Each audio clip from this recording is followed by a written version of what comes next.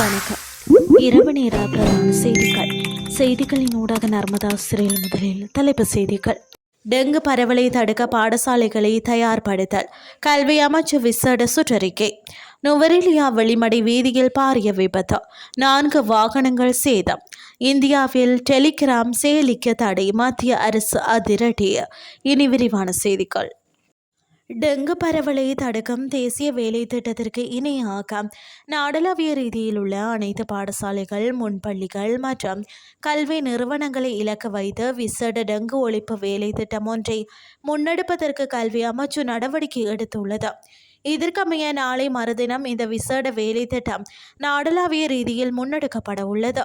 இது தொடர்பான வழிகாட்டல்களை உள்ளடக்கிய விசேட சுற்றறிக்கை ஒன்றை கல்வி அமைச்சு அனைத்து மாகாண கல்வி அதிகாரிகளுக்கும் அனுப்பி வைத்துள்ளது. நுவரெலியா வெளிமடை பிரதான வீதியின் கக்கல தாவரவியல் பூங்காவிற்கு அருகில் இன்று இடம்பெற்ற வாகன விபத்தில் 4 வாகனங்கள் பலத்த சேதத்துக்குள்ளாகியுள்ளதாக நுவரெலியா காவல்துறையினர் தெரிவித்துள்ளனர்.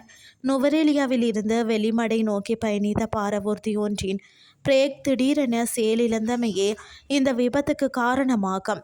இதனால் கட்டுப்பாட்டை இழந்த பாரவூர்தி அதற்கு முன்னால் அதே திசையில் பயணித்து கொண்டிருந்த ஜீப் ரக வாகனம், சிற்றுந்து மற்றும் முச்சக்கர வண்டி ஆகியவற்றுடன் அடுத்தடுத்து மோதி விபத்துக்குள்ளாகியுள்ளது. இந்த விபத்தினால் வாகனங்களுக்கும் பலத்த சேதங்கள் ஏற்பட்டுள்ள போதிலும் அதிர்ஷ்டவசமாக எவருக்கும் காயங்கள் ஏற்படவில்லை என காவல்துறையினர் குறிப்பிட்டுள்ளனர். இவ்விபத்து தொடர்பான மேலதிக விசாரணைகளை நுவரெலியா காவல்துறையினர் மேற்கொண்டு வருகின்றனர். இனி வெளிநாட்டு செய்திகள். இந்தியாவில் டெலிகிராம் மெசேஜிங் செயலிக்கு தற்காலிக தடை விதிக்கப்பட்டுள்ளது. இந்த தடையை மத்திய மின்னணு மற்றும் தகவல் தொழில்நுட்ப அமைச்சகம் பிறப்பித்துள்ளதாக தேசிய தேர்வு முகமை தெரிவித்துள்ளது. வினாத்தாள் கசிவு உள்ளிட்ட பாதுகாப்பு கவலைகளை கருத்தில் கொண்டும் இந்த முடிவு எடுக்கப்பட்டதாகவும் தேர்வு முடியும் வரை தடை நீடிக்கும் எனவும் கூறப்பட்டுள்ளது. இது தொடர்பாக தேசிய தேர்வு முகமை வெளியிட்டுள்ள அறிக்கையில் கூறியுள்ளதாவது: அரசின் இந்த வழிகாட்டுதலை தேசிய தேர்வு முகமை வரவேற்கிறது. தகவல் தொழில்நுட்ப சட்டம் 2000 இன் பிரிவு 69A இன் கீழ் மின்னணு மற்றும் தகவல் தொழில்நுட்ப அமைச்சகம் இந்த தடை உத்தரவை பிறப்பித்துள்ளது.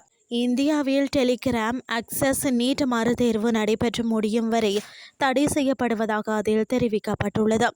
இதோடு இந்த செயலியின் ஜூன் 30 வரை மெசேஜ் எடிட்டிங் அம்சத்தை தற்காலிகமாக தடை செய்யுமாறும் கோரியுள்ளதாக தகவல் வெளியாகியுள்ளது.